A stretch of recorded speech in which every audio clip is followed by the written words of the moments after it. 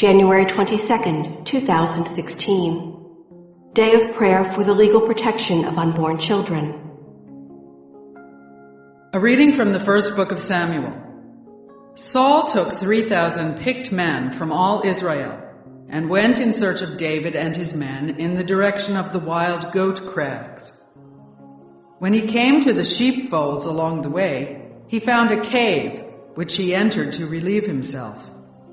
David and his men were occupying the inmost recesses of the cave. David's servants said to him, "This is the day of which the Lord said to you, 'I will deliver your enemy into your grasp. Do with him as you see fit.'" So David moved up and stealthily cut off an end of Saul's mantle. Afterward, however, David regretted that he had cut off an end of Saul's mantle. He said to his men, "The Lord forbid that I should do such a thing to my master, the Lord's anointed, as to lay a hand on him, for he is the Lord's anointed." With these words, David restrained his men and would not permit them to attack Saul. Saul then left the cave and went on his way.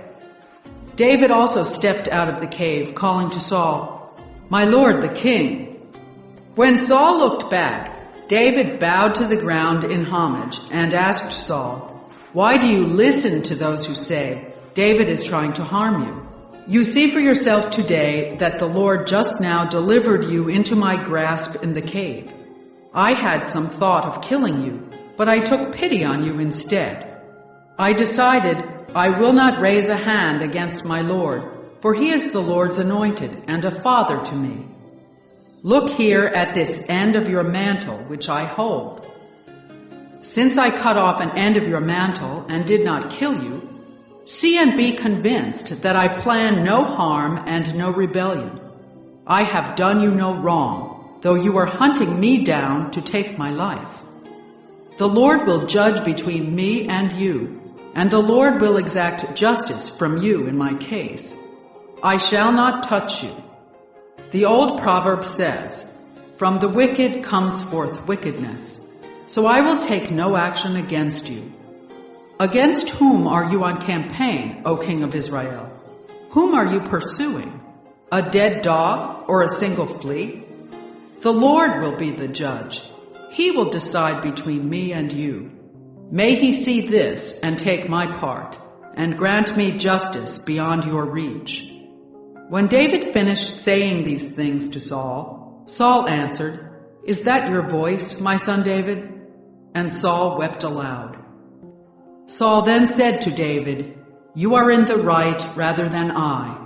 You have treated me generously while I have done you harm. Great is the generosity you showed me today, when the Lord delivered me into your grasp and you did not kill me. For if a man meets his enemy, does he send him away unharmed? May the Lord reward you generously for what you have done this day.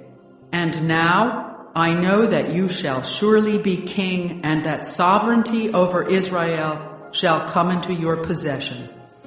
The word of the Lord. The responsorial psalm. The response is, "Have mercy on me, God, have mercy. Have mercy on me, O God, have mercy on me, for in you I take refuge. In the shadow of your wings I take refuge, till harm pass by. Have mercy on me, God, have mercy." I call to God the Most High, to God my benefactor.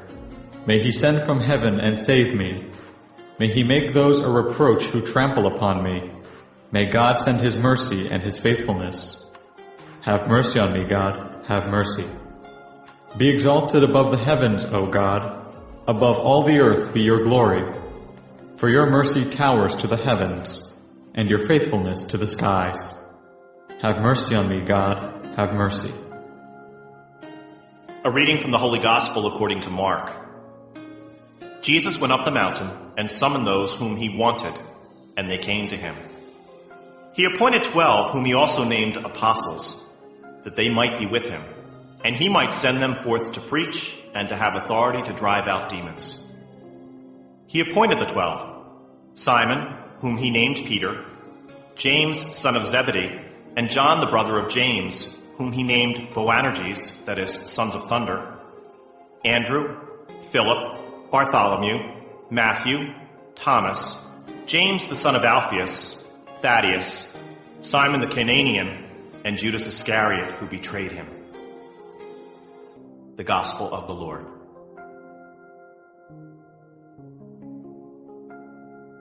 January 22nd, the day of prayer for the legal protection of unborn children.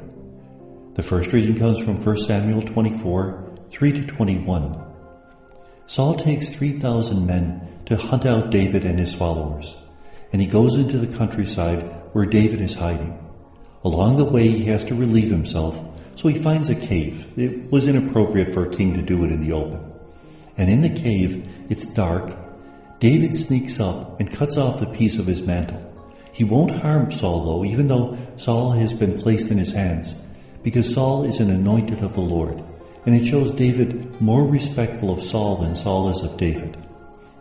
Remember, these passages were written during the reign of David and Solomon, so this is a little bit of apologia as well, that no one should rebel against the king, their anointed of the Lord.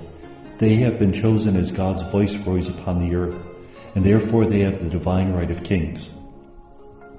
Well, once Saul has left, he cries out after Saul and says, "Look, I cut off the mantle of your robe, but I wouldn't harm you, even though I could have killed you, because I respect you as the anointed of the Lord."